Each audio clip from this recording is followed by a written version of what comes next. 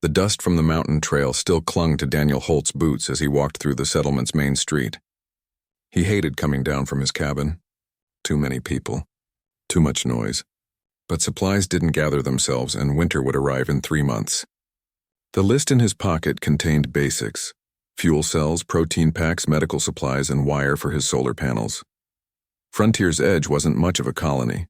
5,000 humans and twice as many aliens scattered across a planet that didn't want them. The mountains where Daniel lived were better. Quiet. Honest. The rocks didn't lie, and the snow didn't pretend to be your friend. He was passing the old warehouse district when he heard the voices. A crowd had gathered near the shipping docks. Daniel knew he should keep walking. Crowds meant trouble, but something pulled him closer. Maybe it was the desperate sound cutting through the noise of bartering, a sound that wasn't quite human but wasn't animal either. The warehouse had been converted into an auction house. Temporary lights hung from the ceiling, casting harsh shadows across crates and cages. The smell hit him first. Unwashed bodies, fear, and something else. Something burning like hot metal. Daniel pushed through the crowd. Merchants from a dozen worlds stood around, examining goods that shouldn't be for sale. He saw weapons marked with military codes, medical equipment that looked stolen, tech that was definitely illegal, and cages. Too many cages. The auctioneer was a tall alien with gray skin and too many fingers. His voice boomed across the space. Next item, very rare. Juvenile draconid from the Ember Worlds. Look at those scales. Look at that bone structure. Perfect for private collections or research facilities. Daniel's eyes found the cage. It was too small. Way too small. Inside, a creature huddled against the bars. It looked like the dragons from old Earth stories, but real. Solid. Its scales were dull copper, almost brown, covered in dirt. Wings pressed tight against its body. The creature's eyes were the worst part. They held an intelligence that made Daniel's chest tight. This wasn't an animal.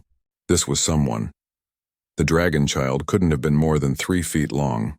Thin, malnourished. A collar around its neck blinked with a shock device. When it moved, the collar buzzed and the creature froze. Starting bid, 5,000 credits, the auctioneer announced. A human in expensive clothes raised his hand. Garrett Stone. Daniel knew him by reputation. Collector of rare things. Buyer of anything that made him feel powerful. 5,000, Stone said, bored. 6,000, someone else called. Daniel looked at the creature again. Its eyes met his. There was a moment. Just a moment. But in that moment, Daniel saw himself 20 years ago. Trapped in a ship headed for a war he didn't believe in. Trapped. Helpless. Waiting for someone to care. 10,000. Daniel heard himself say. The crowd turned. Stone's eyes narrowed. 15,000. Daniel's savings account flashed in his mind. 18,000 credits. Everything he'd saved in 5 years. Money for a new water filtration system. Money for emergency supplies. Money for the life he'd built away from everyone. 16,000, Daniel said. Stone smiled. It wasn't a nice smile. 20,000. The auctioneer looked excited. 20,000 from Mr. Stone. Any other bids? Daniel's jaw clenched. He couldn't afford 20,000. The smart move was to walk away. The creature would be fine. Stone probably had facilities. Proper care. What did Daniel know about dragons anyway? But those eyes. They hadn't looked away from him. 18,000, Daniel said. It's all I have. The warehouse went quiet. Stone laughed. 18? That's pathetic. 25,000. The auctioneer raised his hammer. 25,000. Going once. Daniel stepped forward. His hand moved to his coat. Inside was a data chip. The deed to his cabin. The land it sat on. 40 acres of mountain territory legally registered. Worth at least 30,000. 18,000 credits in this. Daniel pulled out the chip. Deed to 40 acres of mountain land. Registered and legal. Total value over 45,000. Stone's smile faded. The auctioneer picked up a scanner and verified the chip. His expression changed. The bid is verified. 45,000 equivalent value. 50,000, Stone snapped. You have to show proof, the auctioneer said. Transfer or collateral. Stone's face went red.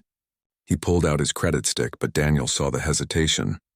50,000 was real money, even for Stone. For a creature he'd bought on impulse. Going once, the auctioneer said. Going twice. Stone lowered his credit stick. The math didn't work. Not for pride. Sold to the gentleman in the work coat. Daniel's hands shook as he transferred the credits and handed over the deed chip. The auctioneer gave him a receipt and a control rod for the shock collar. Daniel took them both and walked to the cage. Up close, the dragon was even smaller, even more frightened. Daniel knelt down and looked through the bars. "Hey," he said softly. "I'm going to get you out of here." The creature's eyes widened. Daniel saw hope there. It broke his heart. The cage lock opened with his new code. Daniel reached in slowly, expecting the creature to bolt or bite. Instead, it pressed against his hand. Its scales were warm, dry, like sun-baked stone. Daniel carefully lifted the dragon out of the cage. It weighed almost nothing. He could feel ribs through its sides. The collar blinked red. "First thing we do is get this off you," Daniel promised. He carried the creature through the crowd. People stared. Stone glared but didn't move.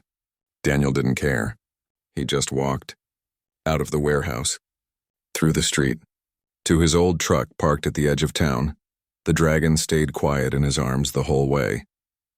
Daniel set it gently on the passenger seat and strapped it in with a modified belt. The creature looked at the restraint, then at him, questioning. "Just keeping you safe," Daniel said. "It's a long drive up the mountain." Before starting the engine, Daniel used a multi-tool to carefully remove the shock collar. The creature flinched when he touched it, but stayed still. The collar came off with a click. Daniel threw it out the window. The dragon made a sound. A soft chirp. Almost like relief. "Yeah," Daniel said. "I know the feeling." He started the truck and headed for the mountain road. Behind him, the settlement faded into dust. Ahead, somewhere in the peaks, was his cabin.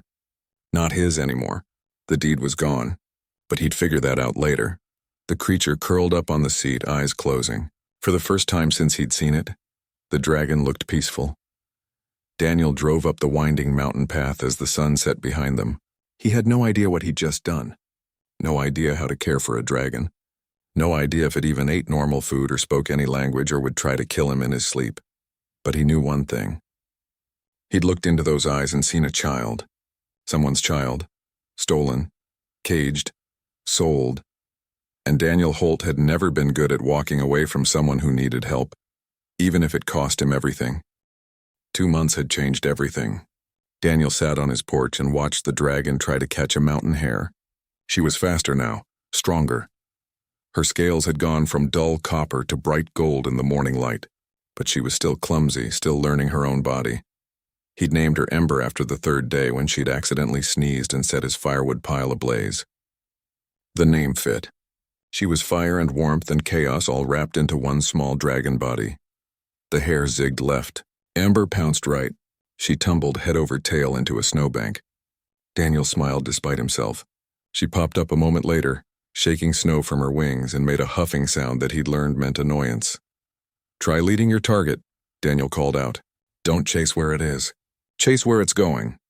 Ember's head turned to him. Those intelligent eyes studied him for a long moment.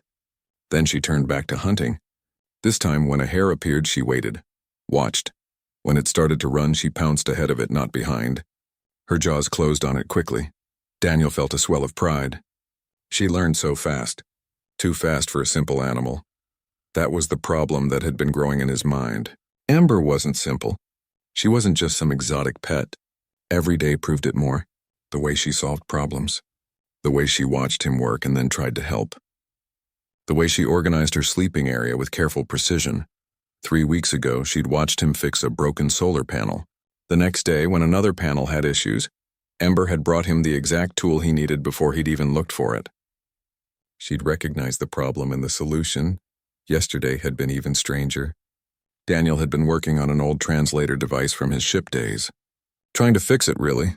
Humanity's universal translators were garbage compared to alien tech, but they worked for basic stuff. He'd left it on the workbench while he made dinner.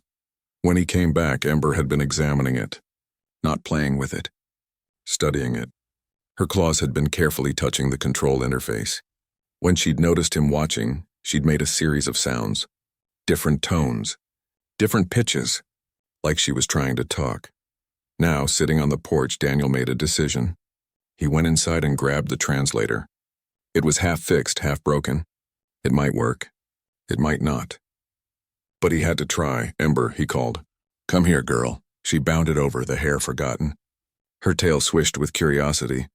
Daniel sat down and held out the translator. Ember sniffed it, then looked at him with questioning eyes. I think you're trying to talk to me, Daniel said slowly. I think you understand more than I realize. So let's try something. He activated the translator and set it between them. The device hummed to life, its screen showing wave patterns. Can you make a sound? Daniel asked. Any sound. Ember tilted her head. Then she made a low rumble. The translator's screen flickered. Nothing translated. Try again. Different sound. She made a chirping noise. Then a clicking. Then something that sounded almost like words, but in no language Daniel knew. The translator worked frantically, comparing against its database. They tried for an hour. Different sounds. Different patterns. Ember was getting frustrated. Daniel could see it in the way she moved. In the small puffs of smoke from her nostrils. Wait, Daniel said. Maybe sound isn't enough. You've been watching me. You understand actions. Let me try something. He grabbed a stick and smoothed out a patch of dirt. Then he drew a simple picture. A stick figure. He pointed to himself. Me, Daniel. Ember's eyes locked onto the drawing. Daniel drew another figure with wings. He pointed to her. You, Ember. The dragon stared at the drawings. Then carefully she picked up a small stick in her claws. Daniel held his breath. Amber drew in the dirt. The lines were shaky but clear. She drew a larger winged figure and a smaller one. She pointed at the small one, then at herself. Family, Daniel whispered. You're drawing your family. Ember made an urgent sound. She drew more. Buildings, strange shapes that might have been ships. Then she scratched through them violently. The stick snapped in her claws. They took you, Daniel said. Someone took you from your family. Ember's whole body shuddered. She made a sound that was too much like crying. Daniel reached out slowly and put his hand on her head. She pressed into his touch. I'm sorry, he said. I'm so sorry. For a long moment, they sat like that. Then Ember pulled back. She picked up another stick and drew again. This time she drew a cage. Then a stick figure. She pointed at Daniel. Then she drew the cage with an open door. I freed you, Daniel said. Ember nodded. She actually nodded. Then she drew something else. Two figures together. One with wings, one without. She pointed at both of them, then tapped the drawing firmly. Together? Daniel asked. You want to stay together? Another nod. Ember made a sound and touched the translator. This time something happened. The device beeped. Words scrolled across the screen, rough and broken, but readable. Friend, stay, safe. Daniel's throat went tight. Yeah, he managed. Friends, you're safe here, Ember, I promise. The next few weeks became a routine of learning. Every morning they would sit together. Ember would make sounds. Daniel would show her pictures and words. The translator slowly built a database of her language. It wasn't perfect.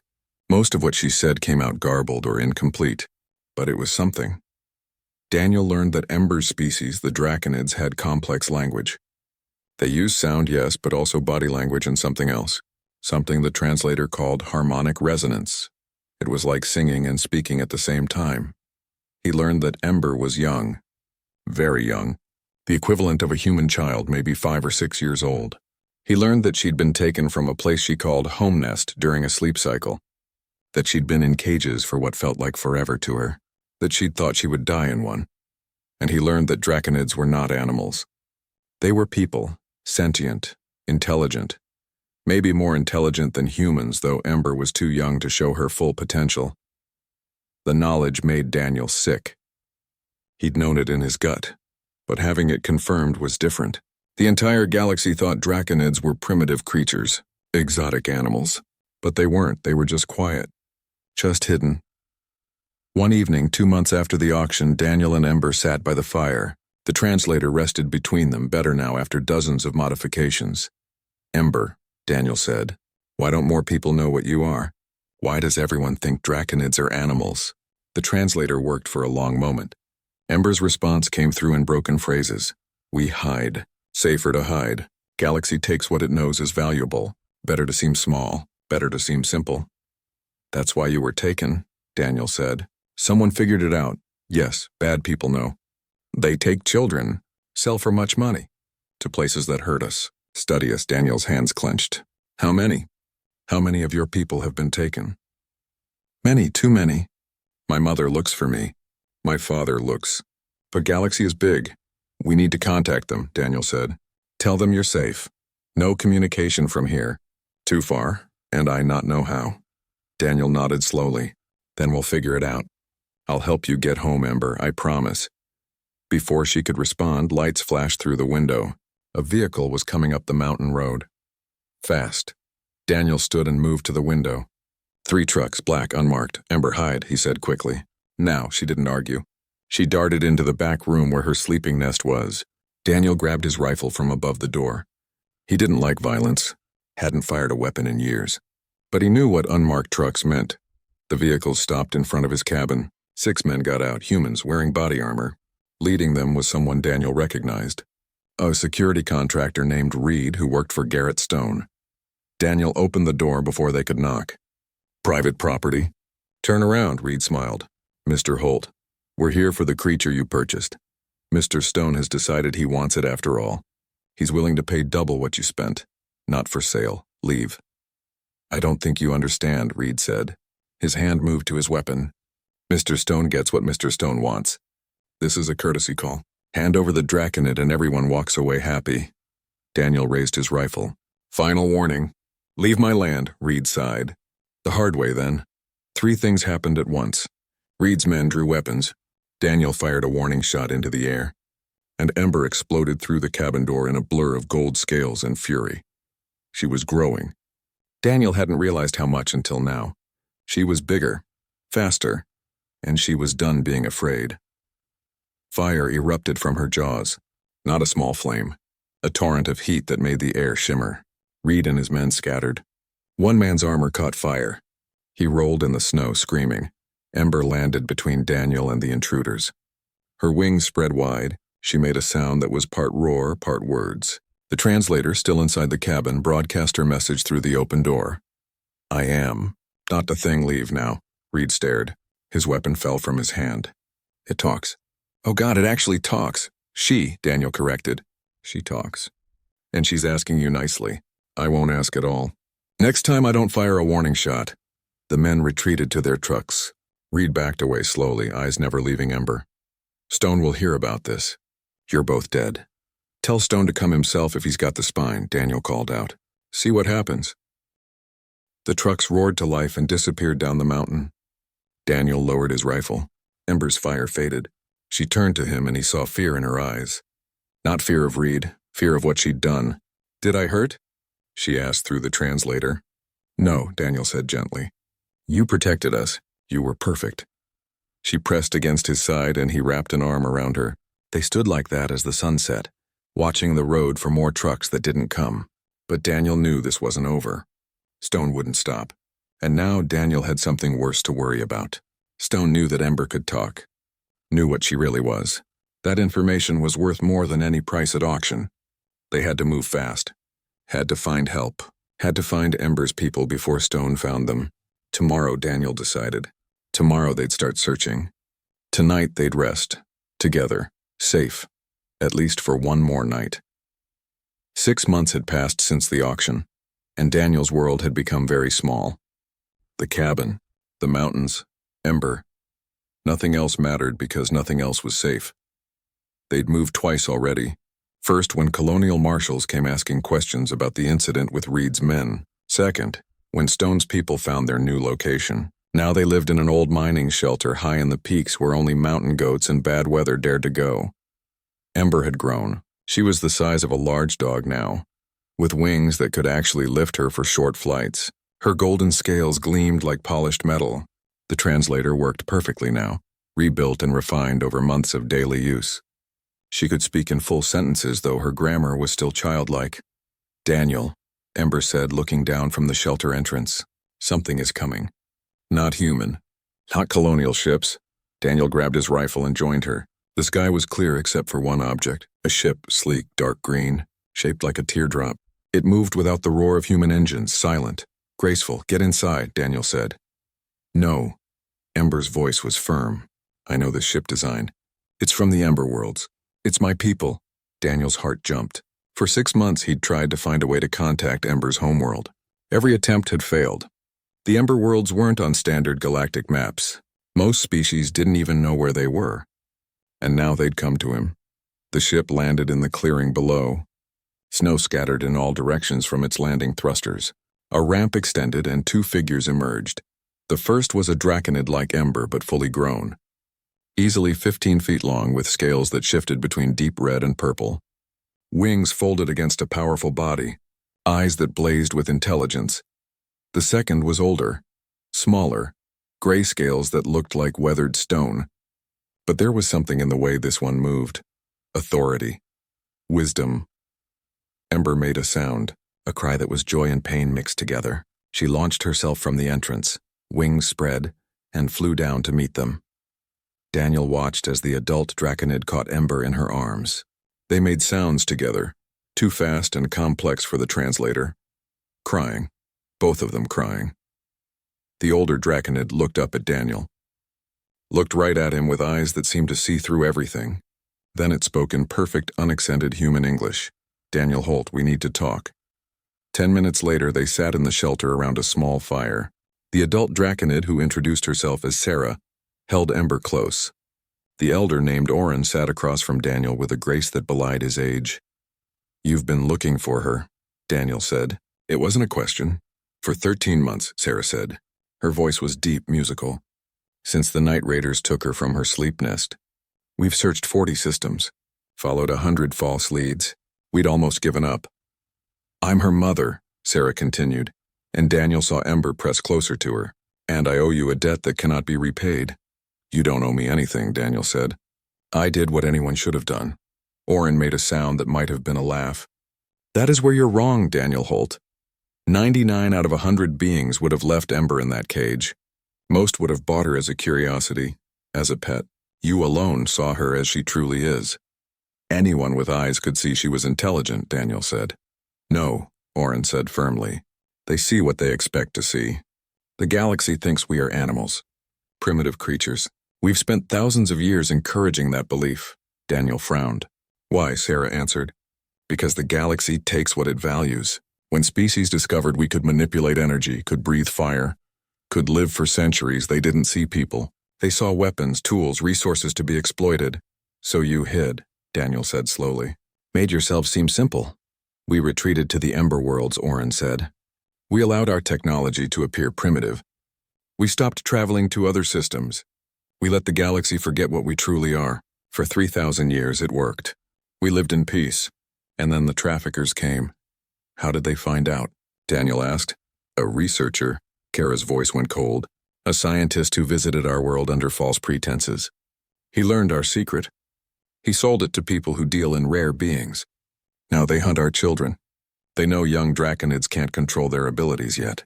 Can't defend themselves. Easy targets, and how many?" Daniel asked quietly. 37 children taken in the last decade," Oren said. "Most we've recovered. Some we've found too late. Others, like Ember, we've spent months searching for." Ember spoke up, her voice small. "They hurt the others? The ones they take?" Sarah's arms tightened around her. "Some are sold to collectors. Others to research facilities that study our biology. A few to very wealthy beings who want exotic companions. None of it is kind." Daniel felt sick. He thought about the auction. About how close Ember had come to being sold to stone. About what would have happened if he'd walked away. "We need to stop them," he said. "That's not your burden," Oren said gently. "You've done more than enough. You saved Ember, you kept her safe. You taught her your language and learned hers. You protected her from those who would harm her. The debt we owe you is beyond measure." "I don't want payment," Daniel said. "I want these bastards stopped." Sarah looked at Oren. Something passed between them. A silent conversation. Then Oren nodded. "There's something you need to understand," Sarah said. "About us. About what we really are." She stood. Ember moved aside. Sarah walked to the open entrance of the shelter. For a moment she was still. Then light began to form around her. Not fire, pure energy. It swirled around her scales, lifting her hair, making the air hum. "We are not simple creatures," Sarah said. "We are the draconids.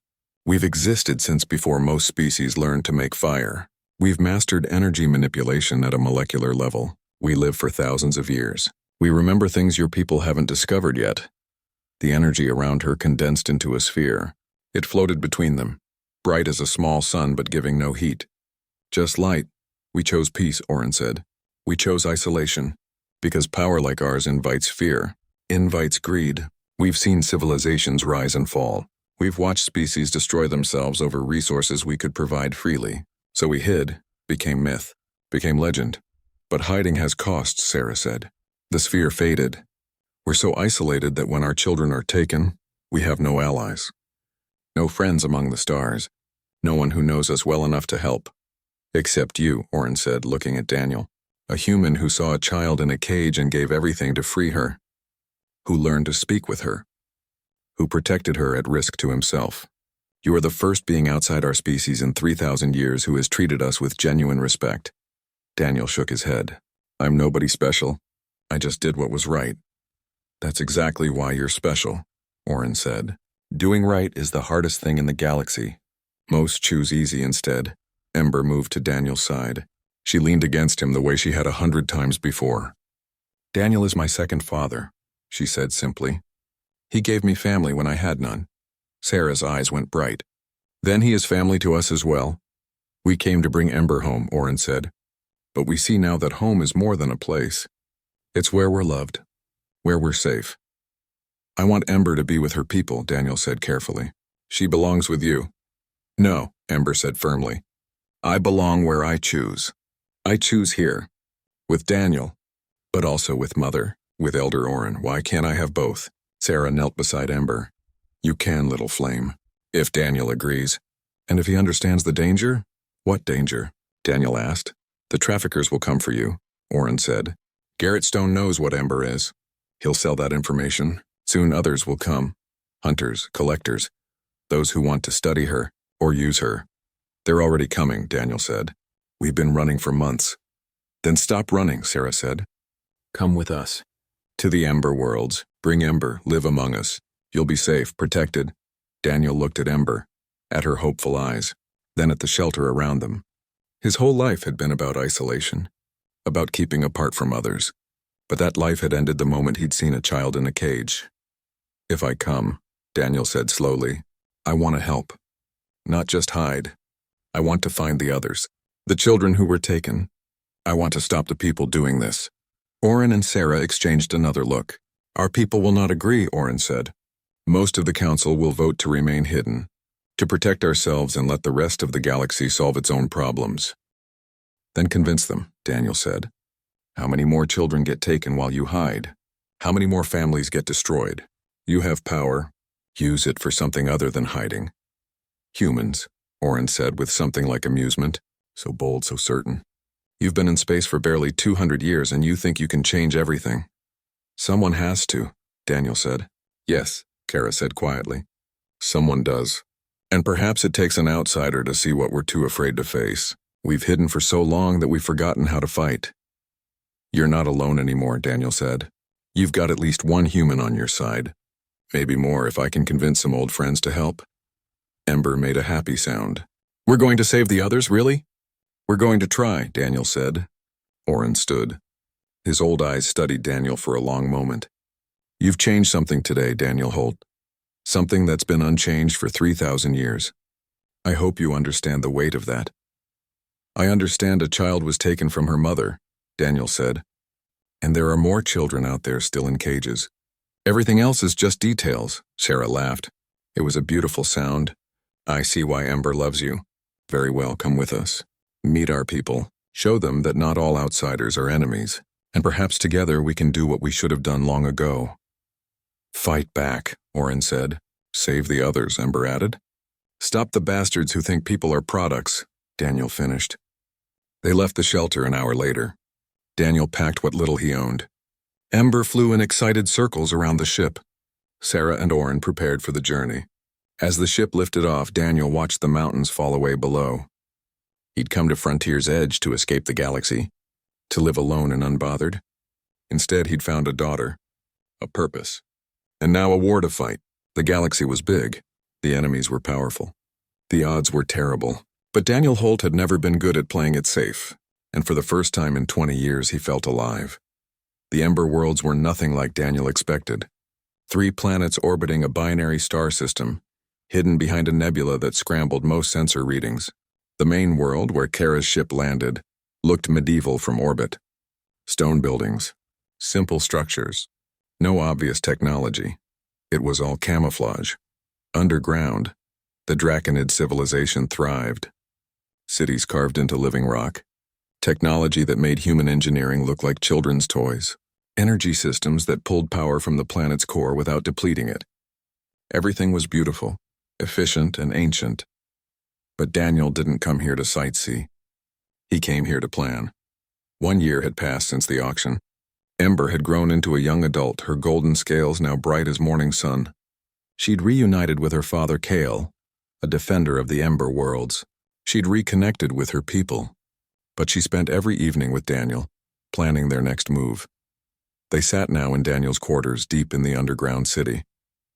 The translator between them was no longer necessary. Daniel had learned enough Draconid to communicate, and Ember spoke human languages fluently. "I found another one," Ember said, sliding a datapad across the table. "The Consortium Collective. They're the ones running the trafficking operation. Not just Draconids. Dozens of rare species." Daniel studied the information. The consortium was big. Really big. They had operations in 30 systems. They had connections to wealthy collectors, research facilities, and something worse. "Private militaries, how'd you get this?" Daniel asked. "Hacked their communication network," Ember said casually. "Their security is terrible. They don't expect anyone from the Ember worlds to have advanced technical knowledge." Daniel smiled despite the grim situation. Ember had learned fast. She'd taken to human technology like she'd been born to it. Turns out Draconid brains were wired for pattern recognition and complex problem-solving. Made them natural engineers, according to this, Daniel said, reading the data. They have a holding facility on the edge of the Outer Rim. A warehouse station where they keep captured beings before shipping them to buyers. "There are 23 beings listed," Ember said. Her voice went tight. "Including 2 more Draconid children." Daniel's jaw clenched. 2 more. 2 more children taken from their families. He thought of Sarah's face when she'd found Ember. The pain that had been there under the joy. "We need to get them out," Daniel said. "The council won't approve," Ember warned. Mother argued for intervention. Elder Oren supported her. But most of the council voted to remain neutral. They say it's too risky, that if we reveal ourselves, we'll invite more trouble. "They're afraid," Daniel said. "Yes," Ember agreed. "They've been afraid for 3,000 years. Fear is comfortable. Action is hard." Daniel stood and walked to the window. Outside, through the filtered view screen, he could see Draconids going about their lives. Safe, protected, hidden. "We don't need the council's approval," Daniel said. Ember's head tilted. "What are you suggesting?" "I'm suggesting we go anyway. You, me, and anyone else brave enough to help. We find that facility. We get those children out, and we burn the consortium's operation to the ground." "That's extremely dangerous," Ember said, but her eyes gleamed. She wanted this, maybe more than he did. "I didn't come here to hide," Daniel said. "I came here to stop the people hurting your species. If the council won't act, we will. Mother will help," Ember said. "And Father. They've been waiting for someone to make the first move. Then let's move." 3 days later, Daniel stood in a cargo bay with 7 others. Sarah and Kale had indeed joined them. So had 2 other adult Draconids, a warrior named Silva and a scholar named Penn who'd lost his own child to traffickers 5 years ago. 2 humans had also volunteered. Daniel's old military friend, a pilot named Rita who'd settled on Frontier's edge, and a colonial marshal named Brooks who'd been investigating the consortium independently. The last member of their group was unexpected, a small alien named Pip from a species called the Ven. She'd been rescued from a consortium facility 3 years ago and had been living in hiding ever since. When she'd heard about the mission, she'd demanded to help. "This is suicide," Brooks said, checking his weapon. "You know that, right? The consortium has automated defenses, armed guards. We're 8 people going against a fortified station." 9, Ember corrected. "I count as a person," Brooks smiled. "Sorry, 9 people. We have advantages," Kel said. His voice was deep, commanding. He'd been a military leader before the Draconids went into isolation. Surprise, speed, and abilities they don't expect. Plus, I've mapped their security protocols, Ember said. Their system has 17 different exploits. I can shut down their automated defenses remotely. You're sure? Rita asked. 90% sure, Ember said. The other 10% we improvise. Daniel checked his rifle one last time. It was modified now using Draconid energy cell technology, twice the power of a standard human weapon. He'd never been a soldier. Never wanted to be. But sometimes right required force. The plan is simple, Daniel said. We jump in fast. Ember kills their security. Rita keeps the ship ready for quick extraction. The rest of us breach the facility, find the captives, and get them out. Fighting is last resort. The consortium will know we're coming the moment we enter the system, Penn said quietly. They'll alert their superiors. This isn't just a rescue. It's a declaration of war. Good, Sarah said. Fire flickered in her eyes. I've been at peace for too long. Time to remind the galaxy what happens when you hurt our children. They launched an hour later. The ship was Draconid design, fast and nearly invisible to most sensors. Rita piloted with the kind of skill that came from flying in combat zones. The jump to the outer rim took 6 hours. The consortium station appeared on scanners right where Ember's intel said it would be. An ugly metal structure hanging in the void between systems. No nearby planets. No witnesses. Beginning approach, Rita said. Ember, you're up. Ember's claws flew across a control interface. Data streamed past on screens. Daniel watched the station's defenses, bright red on their tactical display, blink out one by one. Automated weapons offline, Ember reported. External sensors offline. Internal security cameras on loop. We have 10 minutes before their system realizes something's wrong and alerts the guards manually. Then we move fast, Kyle said. The ship docked with the station's cargo port. No alarms, no response. Ember's hacking had worked perfectly. They breached through the airlock in combat formation. Kale and Silva led, their scales hardened into natural armor. Daniel and Brooks followed with weapons ready. Sarah and Penn moved behind them, prepared to use their energy manipulation if needed. Pip brought up the rear, carrying communication equipment. The corridors were cold, industrial. The station smelled like recycled air and fear. They moved quickly, following the map Ember had provided. The first guard they encountered was human. He was more surprised than ready. Daniel put him down with a stun charge before he could raise his weapon. Holding cells are 2 levels down. Ember's voice came through their communication devices. She'd stayed with the ship to monitor systems. I'm detecting life signs. 21 beings. 2 are Draconid. Heat signatures match juvenile patterns. We're coming, Sarah said. They hit resistance on the 2nd level. 4 guards, armed, ready. A firefight broke out in the narrow corridor. Daniel took cover behind a bulkhead. Return fire sparked off the walls. Then Silva moved. She was a blur of purple scales and speed. Fire erupted from her jaws, forcing the guards back. Kale followed up, his physical strength crumpling their cover like paper. In 30 seconds, all 4 guards were down. Keep moving, Daniel said. The holding cells were worse than the auction house, cages, dozens of them. Most were occupied. Daniel saw beings he didn't recognize, species he'd never encountered, all imprisoned, all afraid. In the back corner he found them. 2 Draconid children, smaller than Ember had been, huddled together in a cage barely big enough for one. Their scales were dull, eyes hollow with fear. Penn, Daniel called. Over here. Penn made a sound of anguish and rushed over. His claws worked the cage lock. It didn't open. Electronic lock. Needed a code. Ember, Daniel spoke into his communicator. Need a code for cage 27. Working on it, Ember's voice crackled back. Their holding cell system is isolated from main security. Give me 30 seconds. They didn't have 30 seconds. Alarms began blaring. Red lights flashed. They know we're here, Brooks said. We need to move. Not without them, Penn said firmly. Not without any of them. Silva moved to the corridor entrance. We'll hold here. Get them out. Code is 69237, Ember said. Same code works for all cells. Their security is terrible. Daniel punched in the code. The cage opened. The 2 Draconid children looked at Penn with wide eyes. He spoke to them in their native language, soft and comforting. They came out slowly, pressing against him. Everyone else too, Sarah said. She was moving from cage to cage, opening them. We're not leaving anyone behind. The captives emerged. Some could walk. Others needed help. There were 21 in total. Different species, different worlds. All victims. Rita, Daniel said. We need you down here. We've got 21 passengers.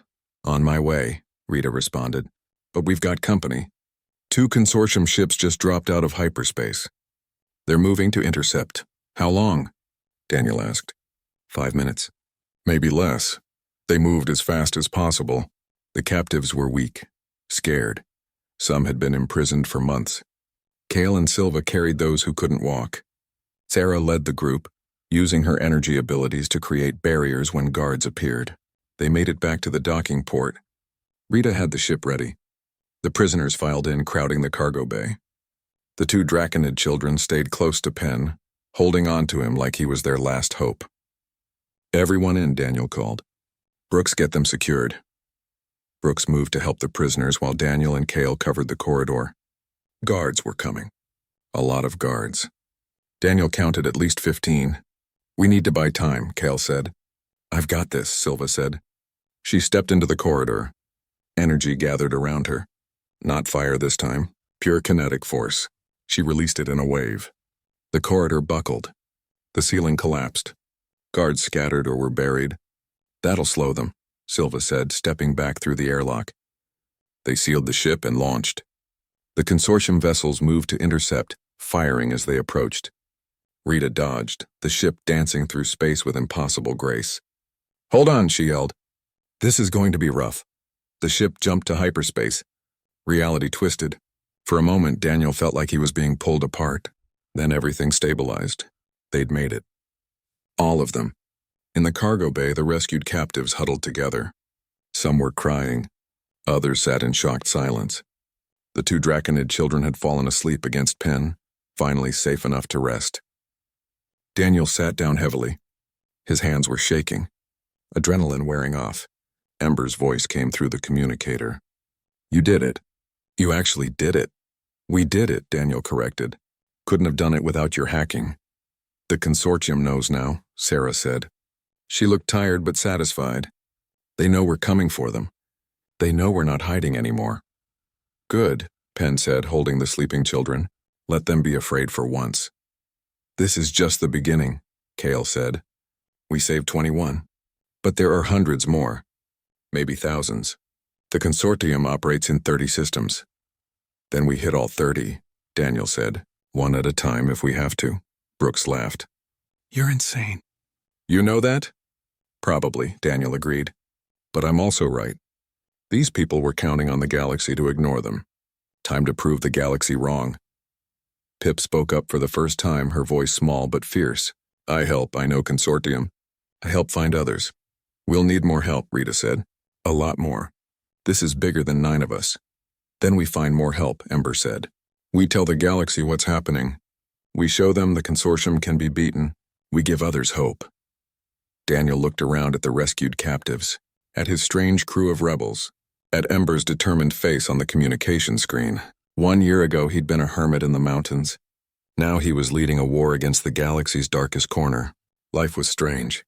But for once, Daniel felt like he was exactly where he needed to be. 15 months after the auction, Daniel stood before the Draconid Council and felt completely out of place. The council chamber was carved from a single piece of crystal that glowed with inner light. 12 elder Draconids sat in a circle, their ancient scales ranging from deep black to silver. At the center of the circle was a holographic display showing evidence. Evidence that Daniel and his team had gathered over 3 months of dangerous investigation. The rescue operation had changed everything. Word had spread, not through official channels, through whispers, through networks of the oppressed and the angry, through species who'd lost children and family to the consortium. Slowly, carefully, people were reaching out, offering information, asking for help, and the consortium had noticed. You've brought war to our doorstep, Council Elder Thera said. Her scales were pure white, her voice cold. For 3,000 years we've lived in peace. Now because of your actions, the consortium knows we exist, knows what we are. They already knew, Daniel said. He'd been warned not to speak directly to the council, to let Oren or Sarah present their case, but he'd never been good at following protocol. They've been stealing your children for a decade. They knew exactly what they were taking. A handful of raiders, Thera countered. A small problem. Now you've made it everyone's problem. It was always everyone's problem, Ember said. She stood beside Daniel, fully grown now, her voice carrying authority. You just chose not to see it. Young one, you forget yourself, another elder said. No, Kale stepped forward. She remembers what you've forgotten. That we have power, that we have responsibility, that hiding while our children are stolen isn't peace. It's cowardice. The council chamber erupted. Half the elders shouted in anger. The other half sat in thoughtful silence. Orin raised a claw and the noise died down. We called this council to make a decision, Orin said. The evidence is clear. The Consortium Collective is not a small operation. They've taken beings from 47 different species. They operate in 30 systems. They have connections to research facilities, private armies, and corrupt government officials. This is not a problem that will disappear if we ignore it. And you propose we do what? Thera asked. Declare war on the Consortium? Expose ourselves to the entire galaxy? Invite every species to come study us? Use us? Turn us into weapons? I propose we stop being afraid, Daniel said. The room went silent. I'm human. My people have only been in space for 2 centuries. We've made mistakes. A lot of mistakes. But one thing humans learned early is that evil grows when good people hide. You have the power to stop this. The question is whether you have the courage. Courage? Thera's eyes blazed. You dare speak to us of courage? Yes, Daniel said simply. Because right now, somewhere in the galaxy, another child is being taken from their family. Another being is being sold like property, and you're sitting here debating whether it's safe to help them. Daniel speaks truth, Sarah said. Uncomfortable truth, but truth nonetheless. We've been comfortable for so long that we've forgotten what it means to fight for something. My daughter was taken from my home, from my arms. I spent 13 months searching. 13 months of pain. How many other families are in that pain right now while we debate? If we act, one of the quieter elders spoke up, we cannot go back. The galaxy will know we exist. We'll know what we can do. Then we show them carefully, Penn said. He'd been quiet until now, standing with the 2 children they'd rescued pressed against his sides. We don't reveal everything, but we reveal enough. We show them we're people, that we deserve respect, that we will protect our own. And the others? Another elder asked. The 47 species the Consortium has targeted? What of them? We protect them too, Daniel said. Not because we have to. Because we can. Because having power means having responsibility. You sound like a teacher, Thera said with disdain. I sound like someone who's seen what happens when powerful people do nothing, Daniel shot back. I've seen wars. I've seen genocides. I've seen entire colonies wiped out while others stood by and watched. Every time the excuse was the same. Not our problem. Too risky. Let someone else handle it. And every time the evil grew stronger. Orin stood. I call for a vote. All in favor of ending our isolation and forming an alliance against the Consortium Collective. Signal now. 6 claws rose, including Orin's, 6 against 6. Thera smiled coldly. A tie. The motion fails. Unless, Orin said slowly, we allow others to speak. Others who have stake in this decision. The council has always been only elders, Thera said. Then perhaps it's time to change, Kale said. My daughter has more direct experience with the Consortium than any of us. Let her speak. Before Thera could object, Ember stepped into the center of the circle. Daniel saw her take a breath. Saw her scales shimmer with nervous energy. I was 6 years old when they took me, Ember said. Her voice carried through the chamber. I don't remember much about that night. Just pain, fear, darkness. I woke up in a cage on a ship. There were others with me. Different species. All children. All crying. The council listened in silence. They kept us in cages for weeks, months. I lost track of time. They fed us barely enough to survive. They shocked us when we made noise. They treated us like animals. Like things. No one came to help. No one even looked for us except our families. Ember's voice strengthened. Then I was sold at an auction. Like a pet. Like property. I thought I would die there. I thought I'd never see home again. And then a human I'd never met spent everything he had to buy my freedom. A stranger. Someone who owed me nothing. He saw me in a cage and decided that was wrong. She looked at Daniel. He taught me your language. Protected me. Became my family. And when he learned other children were suffering, he didn't debate. Didn't hide. He acted. One human with no power, no money, and no army decided to fight the consortium because it was right. Ember turned back to the council. We have power. We have technology. We have abilities most species can only dream of, and we use all of it to hide, to protect ourselves while others suffer. I'm ashamed of that. I'm ashamed that it took an outsider to show us what courage looks like. If we act, Ember continued, yes, the galaxy will know we exist. Some will fear us, some will want to use us, but others will respect us. Will see us as allies, as heroes. We can choose what story the galaxy tells about us. Do we want to be the species that hid while children were stolen, or the species that stood up and said no more? The chamber was silent. Even Thera had no response. I vote yes, Ember said. I vote we end our isolation. I vote we form an alliance. I vote we stop the consortium. And I'll spend my life fighting for that, with or without council approval. As will I, Sarah said. And I, Kale added. And I, Penn said quietly. One by one, the draconids in the chamber spoke up. Warriors, scholars, parents, all saying the same thing. Yes, fight, act. Thera looked around the chamber. For the first time, uncertainty crossed her face. This is unprecedented, she said. Good, Orin replied. We've been following precedent for 3,000 years. Time for something new. If we do this, Thera said slowly, we do it carefully. We don't reveal everything. We don't expose ourselves unnecessarily. We build an alliance of species. Make it bigger than just us.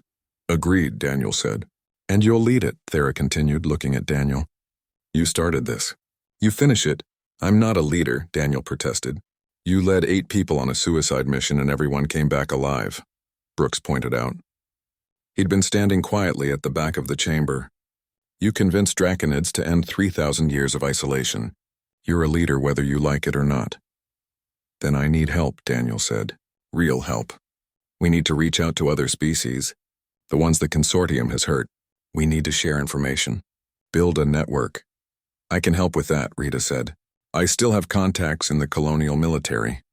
People who hate the consortium as much as we do. And I know resistance groups, Pip added. Her small voice carried surprising strength. Species who've been fighting the consortium alone. They'll join us. Then we move forward, Orin said. Council will vote again. All in favor? This time 9 claws rose. 3 abstained. None opposed. It's decided, Orin announced. The draconids of the Ember Worlds will end our isolation. We will form an alliance against the Consortium Collective, and we will show the galaxy that some wrongs cannot be ignored. The next few weeks moved fast. Messages went out to 47 different species. Not through official channels, through back channels, through the networks of the hurt and the angry. The response was overwhelming. A mining species called the Kelf sent representatives. They'd lost workers to consortium labor camps. A peaceful species called the Leary sent ambassadors. The consortium had been hunting them for their healing abilities. Even some humans came, colonial officials who'd been investigating consortium corruption for years. They met at the Ember Worlds. Daniel watched ships arrive from dozens of systems. Different species, different cultures, all united by one thing. They were tired of being victims. The first alliance meeting took place in a massive chamber the draconids had carved specifically for this purpose. 200 beings from 30 species gathered together. Daniel stood at the center with Ember beside him. Thank you for coming, Daniel said. His words were translated into 30 languages simultaneously. I know this wasn't easy. Some of you traveled for weeks to get here. Some of you risked everything just to attend. But you came. Because you know that alone we're targets. Together we're an army. The chamber murmured with agreement. The Consortium Collective has hurt all of us, Daniel continued. They've taken our families, our children, our freedom. They've treated sentient beings like products, like things to be bought and sold. And they've done it because no one stopped them. Because we were too scattered, too afraid, too weak. But we're not scattered anymore, Ember said, her voice strong. We're not afraid anymore. And we're definitely not weak. This is the Free Species Coalition, Daniel said, an alliance of the oppressed, of the angry, of those who say no more. We're going to find every being the consortium has taken. We're going to free them. We're going to shut down every facility they operate. And we're going to make sure the galaxy knows that slavery, in any form, will not be tolerated. The chamber erupted in approval, different species making different sounds but all communicating the same thing. Yes. Fight. Together. Over the next week, they organized. The Kelf provided mining equipment and engineering expertise. The Lyri offered medical support. The Draconids shared their technology, carefully and selectively. Humans contributed tactical knowledge and coordination skills. Daniel worked 18-hour days coordinating with species leaders, planning operations, building infrastructure. It was exhausting, overwhelming. But for the first time since the auction, he felt like they were winning. One evening, he sat on a balcony overlooking the Draconid capital. Ember joined him, settling beside him the way she had when she was small. "Tired?" she asked. "Exhausted," Daniel admitted. "I'm not built for this kind of leadership." "You're doing fine," Ember said. "Everyone trusts you." "That's what scares me," Daniel said. "What if I make the wrong call? What if people die because of my decisions?"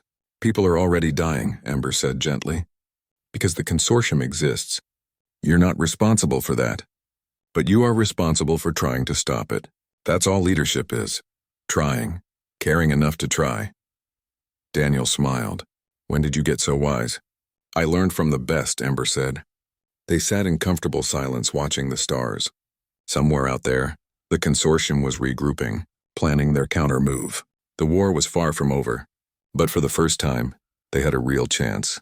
Not just a rescue mission, not just a raid, a real organized resistance, an alliance. Daniel thought back to the auction, to the moment he'd seen a child in a cage and decided to spend everything to free her. He'd had no idea where that decision would lead.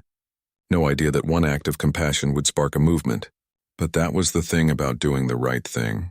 You never knew how far the ripples would spread. "Tomorrow we start planning the next operation," Daniel said. "Tomorrow," Ember agreed. "Tonight we rest." "Tonight we rest," Daniel echoed.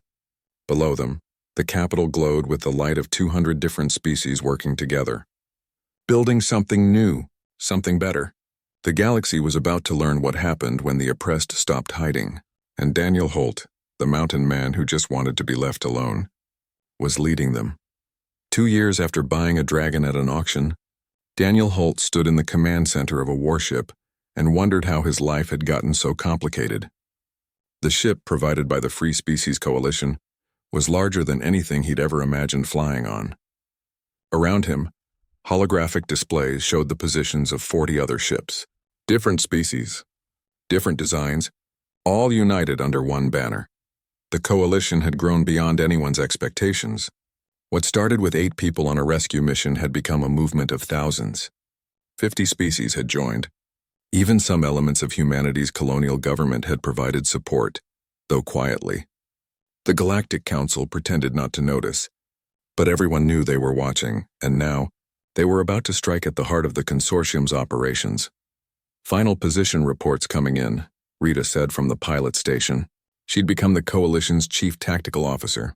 "All ships in position. We're holding at the edge of the Ashfall system, out of sensor range." Daniel studied the tactical display. Ashfall was a dead world, its star long since burned out. Perfect place to hide something you didn't want found. Intelligence indicated the consortium's main processing facility was here. A massive station in orbit where captured beings were sorted, processed, and shipped to buyers across the galaxy. "How many prisoners are we looking at?" Brooks asked. He commanded one of the human contingent ships. "Scans show approximately 400 life signs," Ember reported. She was monitoring communications and electronic warfare from her station. "Multiple species. The holding areas are here, here, and here." She highlighted sections of the station on the display. "Defenses?" Kale asked. He was leading the Draconid assault force. "Heavy," Ember said. "Automated weapons platforms. Energy shields. Fighter base. And according to our intel, at least 200 armed personnel. This isn't like the small facility we hit before. This is their central hub." "They'll have backup too," Silva added. "Other consortium ships within jump range. We hit this and they'll respond fast." "Then we move faster," Sarah said. Her scales gleamed with determination. Over the past 2 years, she'd become one of the coalition's fiercest warriors. "We've planned this for months. We know their systems. We know their weaknesses. And we have surprise," Penn added. They don't know we're coming. Daniel wasn't so sure about that. The consortium had been quiet for the past 6 months. Too quiet. After the coalition's formation, after several successful rescue operations, the consortium had pulled back, consolidated. Either they were giving up, or they were preparing for something big. "Pip," Daniel said to the small Ven who'd become their intelligence specialist. "You're sure about the intel?" "As sure as possible," Pip replied. Her voice carried through the communication system. She was on a stealth ship closer to the station, gathering real-time data. Station matches our intelligence exactly. Guard rotations on schedule. Supply ships coming and going. Everything normal. Too normal, Daniel muttered. "You think it's a trap?" Brooks asked. "I think we don't have a choice," Daniel said. "If there are 400 prisoners in there, we have to try. Trap or not." Ember looked at him with understanding.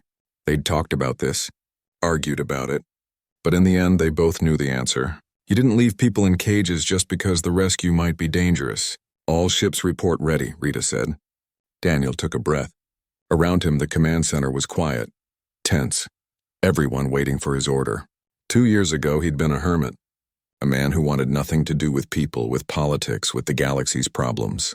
Now he was commanding an army, about to start a battle that could change everything. He thought about Ember, about finding her in that cage, about how one decision had led to this moment. "All ships," Daniel said into the communication system. "This is it. We've trained for this, planned for this. Some of you have been fighting the consortium for years. Others joined us because you lost someone.